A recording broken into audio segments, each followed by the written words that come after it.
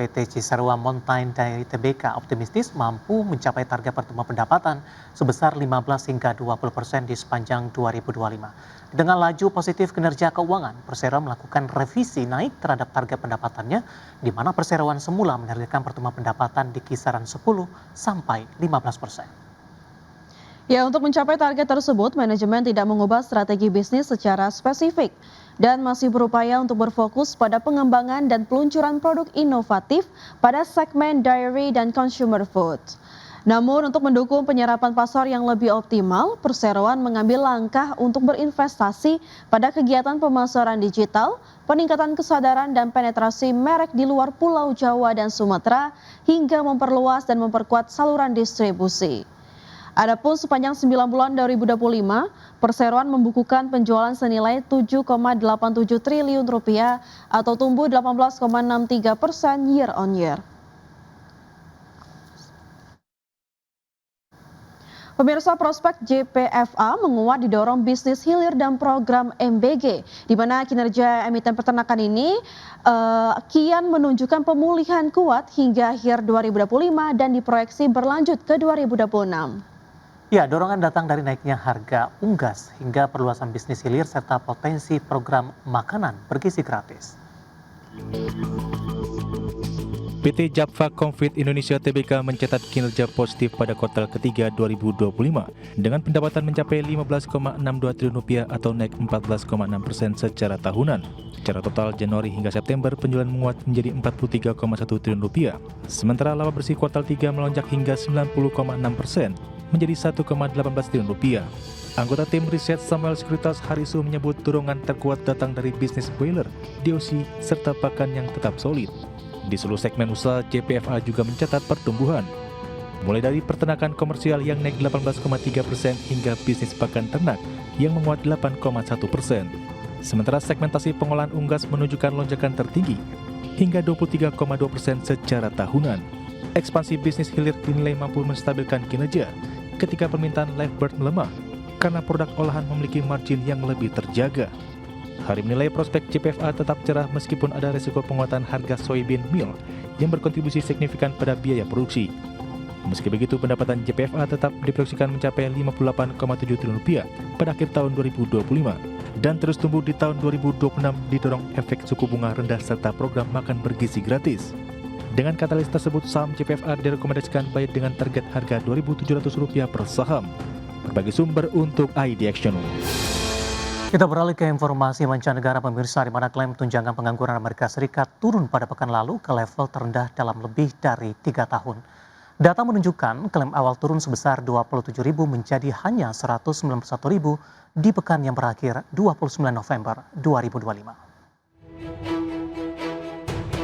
Klaim tunjangan pengangguran di Amerika Serikat turun pada pekan lalu ke level terendah dalam lebih dari 3 tahun, menunjukkan bahwa para pemberi kerja masih mempertahankan tenaga kerja mereka.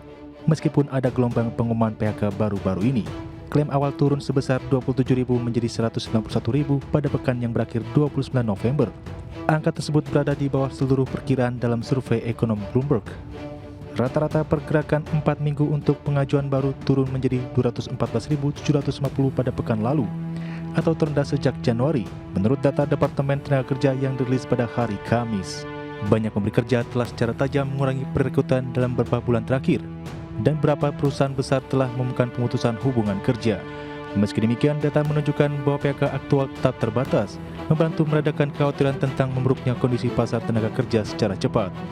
Sementara itu, klaim lanjutan turun menjadi 1,94 juta pada pekan yang berakhir 22 November, mendekati level tertinggi sejak tahun 2021. Pasar tenaga kerja dengan perekrutan dan pemecatan yang rendah telah menahan angka pengajuan awal tunjangan pengangguran, tetapi juga membatasi kemampuan warga Amerika yang menganggur untuk menemukan pekerjaan baru. Menurut data ADP Research, perusahaan-perusahaan Amerika memangkas jumlah tenaga kerja pada November dengan laju tercepat dalam lebih dari 2 tahun, terutama didorong oleh bisnis kecil. Adapun laporan tersebut bersama dengan angka klaim mingguan akan bantu para pejabat The Federal Reserve dalam memutuskan apakah akan menurunkan suku bunga pada pertemuan Desember di pekan depan. Bagi sumber untuk ID Action. calon bos baru The Fed yang saat ini menjabat sebagai Direktur Dewan Ekonomi Nasional Amerika Serikat Kevin Hassett dinilai belum tentu mampu mewujudkan laju pemangkasan suku bunga agresif seperti yang diinginkan Presiden Amerika Serikat Donald Trump. Penilaian tersebut disampaikan Gregory Peters yang merupakan CEO Chief Investment Officer PGIM Fixed Income di tengah meningkatnya spekulasi bahwa Hassett akan melonggarkan kebijakan moneter lebih agresif demi menyenangkan Trump apabila terpilih menjadi ketua The Federal Reserve. Ia menegaskan keputusan suku bunga The Fed merupakan hasil konsensus komite sehingga seorang ketua tidak memiliki kuasa penuh untuk menentukan arah kebijakan secara sepihak. Komentar ini muncul menanggapi laporan yang menyebutkan sejumlah investor termasuk dari Komite Penasihat Pinjaman Pemerintah Amerika Serikat telah menyampaikan kekhawatiran terkait potensi penunjukan Hassett sebagai pimpinan The Fed. Pernyataan tersebut muncul ketika para pedagang obligasi dan pengelola dana makro global memetakan dampak perombakan kebijakan moneter yang dilakukan Trump terhadap The Fed. Hal itu karena sekedar sinyal perubahan arah kebijakan dinilai dapat menguncang pasar keuangan global.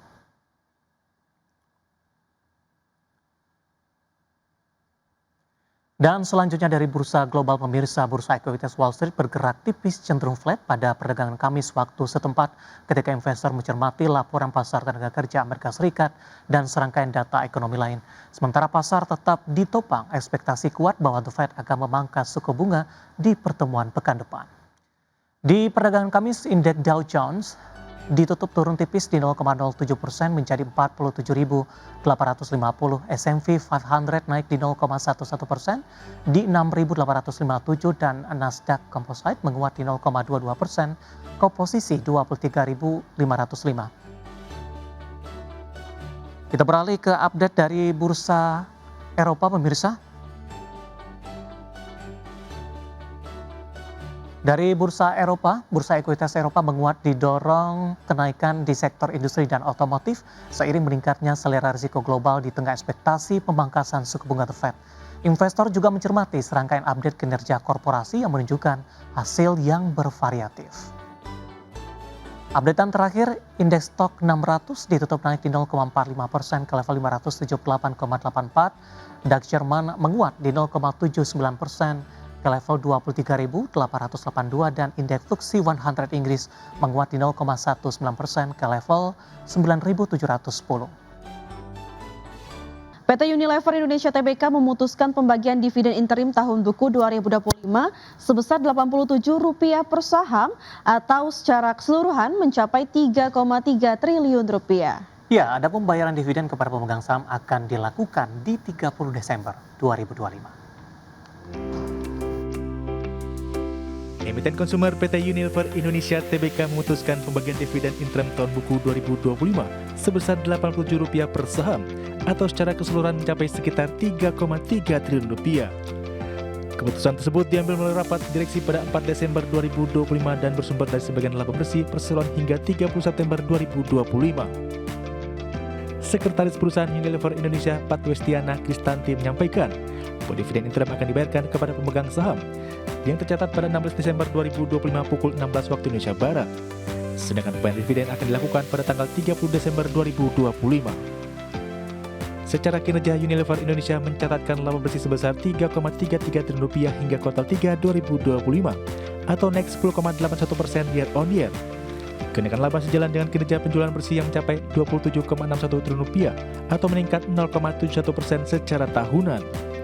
Penjualan terbesar didapat dari segmen usaha kebutuhan rumah tangga dan perawatan tubuh yang mencapai Rp17,52 triliun. Bagi sumber untuk ID Action.